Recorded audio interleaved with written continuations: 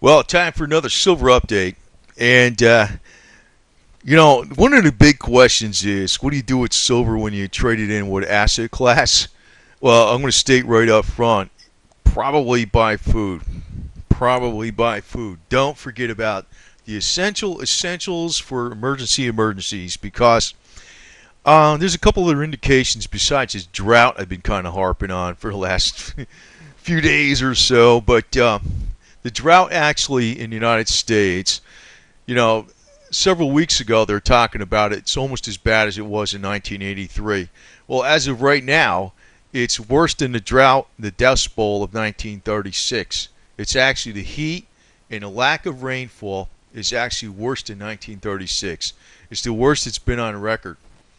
So agriculture is going to get pretty damn expensive. It looks like Jim Rogers has been 100% correct, and he didn't anticipate the drought, but he anticipates that there's going to be a shortage of farmers over the next decade because most of them are like 50s and 60s, and nobody's replacing them. So the drought is in the United States. I'll also point out the drought's in Russia. So that should be your. If you get some serious gains on silver, it goes over $50 an ounce. It hits an all-time high. You should stock up on food first before you get the luxuries, and make sure you have at least a year's worth of supply of food, probably 2 years. I have about a year's worth supply of freeze-dried food only, and I have other food. I'm probably going to bring that up to 2 years supply if this situation gets even more extreme. I just want to interject here something else too. This is actually from the U.S. Environmental Protection Agency, going back to 2003, but it was talking about a chemical pesticide that is killing off the bee populations. And like, in other words, I'm talking about an asset class you should be very concerned about besides silver. Well, it's called clothianidin, I think it is clothianidin or something, is a pesticide ingredient that gets into corn seeds, and the bees go on there and it gets rubbed off on them and it goes into the hive. It doesn't actually kill them right off. What it does is it causes them to get all confused and they can't find a hive. That's why the colony collapses. So we get this colony collapse disorder, which is not caused by cell phone towers. That's a bunch of BS. It's caused by this pesticide. And there's other stories out there. It's not just Bayer, it's also other pesticides from Monsanto and all this stuff like that are causing all these bee colony collapses. It kind of makes sense because it doesn't have to kill the bee out all right, all completely. It has to just interfere with their homing devices in their nervous system where they can find their way around. They can't find their way around. They go zigzagging all over the place. They get lost, and that's it. That's the end of the bee. The whole colony collapses. So add this up with, I know, gloom and doom, right? But add this up with, the deal with the drought, the record drought beyond, all-time record drought. And also that's what's going on in Russia, too. They got a super drought there. And also there's bee colony collapses in Europe, right? So I bet that food is going to go way the hell up. So when you go to sell your silver, if you don't have food storage now, which you should be getting, you should try to get some good prices on foods that are not way up there yet. I don't know what's going to happen with this, but I think this area, agriculture, is probably going to be, if you're already invested in it. See, I'm not sure right now because corn and soy is already up there. There might be a little bit of a correction and stuff like that. But it looks like agriculture is going to really be the number one investment, the number one area. Now, another thing, let's talk about gold. I hear all these talk about, the inflation rate, conspiracy, shadow stats that says the inflation rate is such and such. They're not calculating the inflation rate the way they used to. Some people say that's a bunch of conspiracy theory. Well, I'm going to point to some common sense. Right now gold is around, say, roughly $1,600 an ounce. Well, back in 1925, it was $20 an ounce. Well, there's inflation. And it's not just gold, it's every damn thing there is. Clothes that you buy, construction things, steel, whatever, food. It's all up.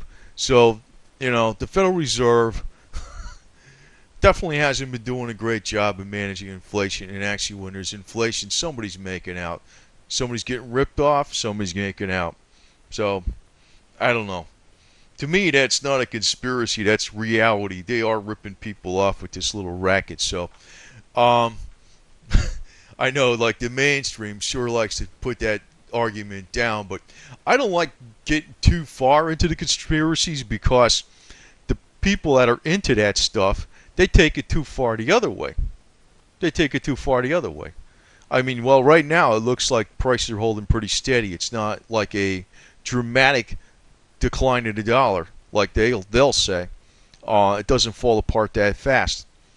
Um, they tell you the sky's going to fall in every second. It's ridiculous. So, I'm not that far on that. I don't like to go to that extreme. But, looking at the price of gold, what has even happened over the last few years, it's went up so much. It's ridiculous. It's more than doubled, right?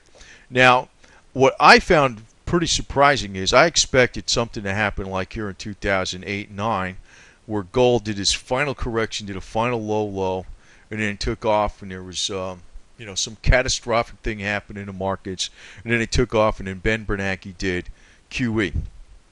Well, what's going on right now, everything's really flat, but the markets have actually taken a turn upward recently, and the reason that happened, like the S&P is actually over 1,400, like if this is an index of the S&P, SPY, and you could buy an index, so it's 140 times 10. That's the actual S&P is 1,400.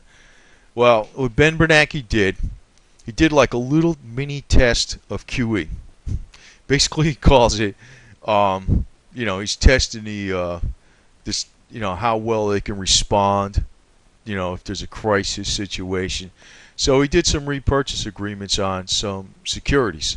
The Fed went into the market and bought up some 600 million of securities. Now compare that to QE2. QE2 was 600 billion, so it's 1,000th the size of QE2, right? The entire QE2. But the investors pretty much realized that, they call it a test of the system. They pretty much realized that the test is actually initiating QE3 a little bit. So that rose up the markets a little bit, and that has a lot to do with why everything's going up. The metals and everything's going up today just a little bit, including the dollar, So I think that trend is going to continue, but I would exercise caution about going into leverage right now on silver or anything like that, because there could be more problems in Europe, and that's what it looks like. I know they're talking about Mario talks about,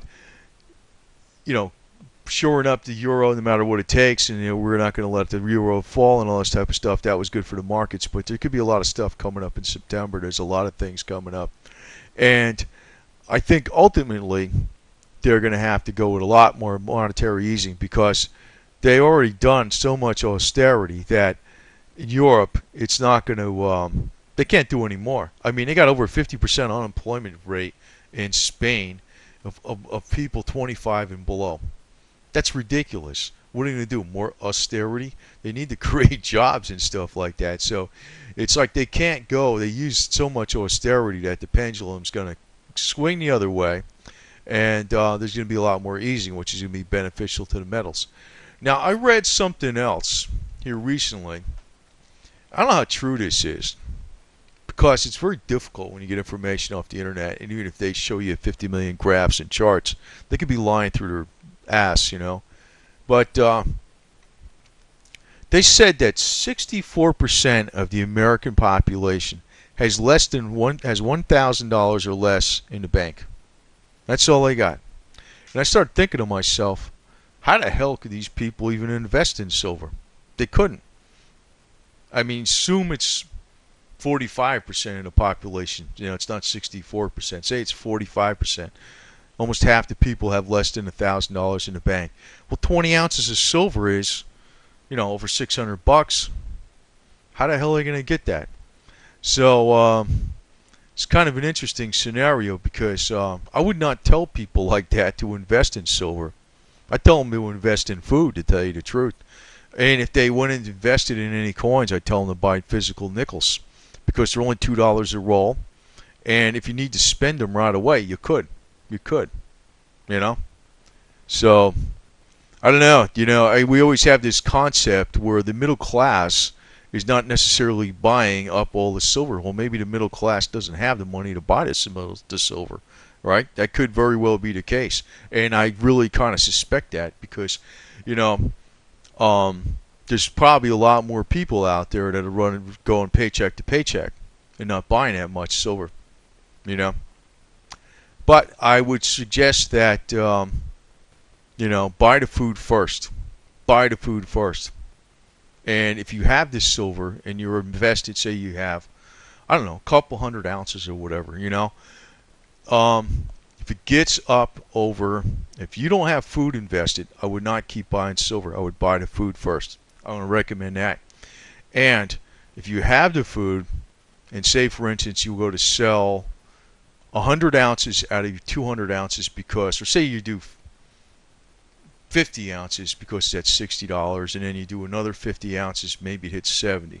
And I don't know. I'm guessing on this, but I think that's around about where it's going to peak, I hope. I don't know, because if I knew, I'd be a gazillionaire. But you did that. The next thing I would do, the next step I would do is try to find, good quality food, storage, freeze-dried food, and put that money into a good portion of that. That's what I would do. I would not necessarily spend it on stuff you might not need, because I think people need to get right back and focused in on the very, very essentials. I did not really, I don't know, that fact kind of stuck out at me, and I didn't realize that, people are probably, the vast majority of Americans are going paycheck to paycheck. So that's a good damn reason not to invest in silver. That's a good damn reason to invest in food. And looking at the situation that's coming up, I think the food prices are probably going to go up about as much as the metals prices. They're going to actually double, no problem. The food prices are going to go way the hell up. So it's going to be an interesting situation. So and there is a way to solve this. I mean, if they allow hemp to be grown, as that bill I was pointing out gets to be law, industrial hemp, which is a food source besides an energy source, and considering like a place like Florida has plenty of rain, there's no drought over here. There's like above normal rain, and plenty of sunshine. It just rains for a few hours, and then it's the hurricane's over with, and it's bright and sunny, and there could be plenty of food grown right in this state that would supply practically most of the country, at a cheap rate. But the type of the thing is, you'd have to make it legal to first to grow industrial hemp, and that may very well come about. But I want to get some more practical advice out here. Don't ignore the essentials. Don't ignore the essentials. And like I said, I'm going to interject some other videos about different things regarding how to save some money, how to do things on your own, how to do things cheap as possible without paying somebody. That's important stuff. Actually, I do this stuff all the time. The average person would say, you can afford to freaking pay somebody. No, I don't do that. I don't do that. I put my own roof on my house, 2 underlayments, you put the shingles, nail gun. I do my own stuff all the way. I don't pay anybody to do shit. So that's how I am, Didn't cost much money, and that's the way I do it. So if you got silver right now, the market things are probably going to start taking off. Does look that way. It does look that way. I don't know about this $37 by the end of August, but things are going to start taking off. That's a clear signal. What Ben Bernanke's doing with those repurchase agreements, that's a clear signal what's coming up. And he has to. The economy stinks. The economy stinks. It's really what it is. So, I don't want people to get involved in all the dumb rumors and stuff.